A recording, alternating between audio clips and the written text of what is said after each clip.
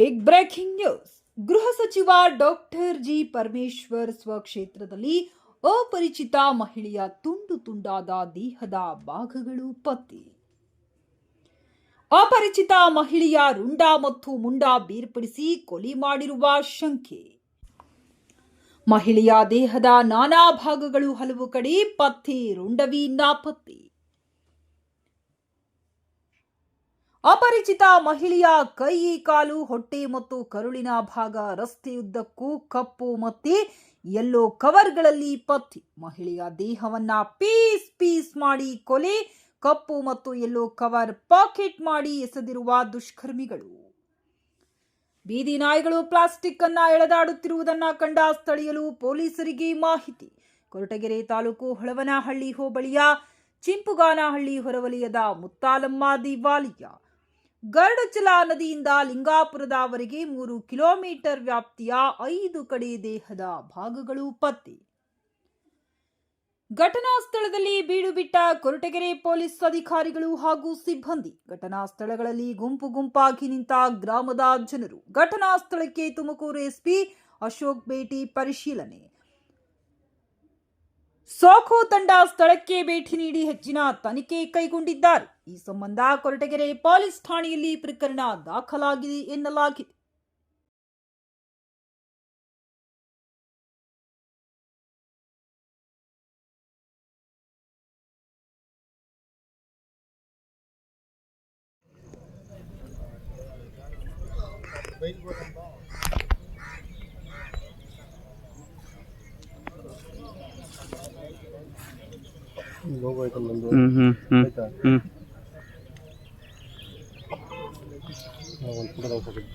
ಬತ್ತಾರ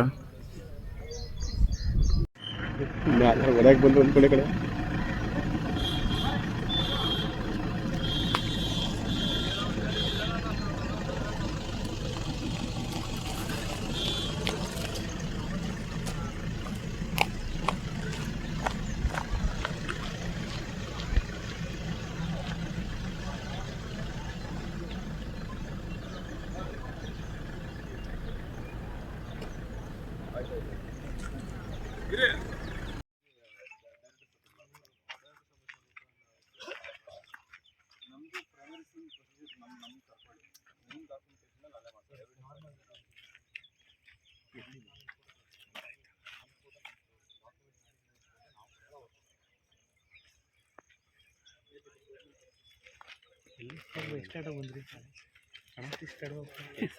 ಯಾವುದೋ ಹೊಲ್ದಾಗ ಬಿಸಾಕಿ ಬಂದ್ರೆ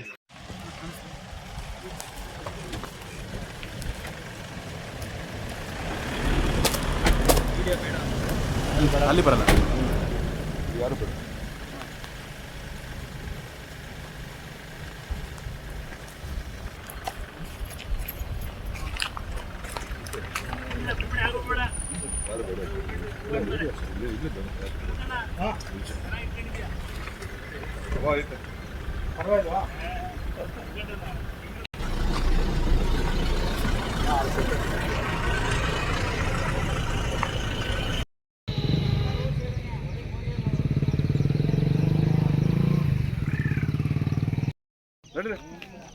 ನಡ್ರಿ ಆ ಕಡೆ.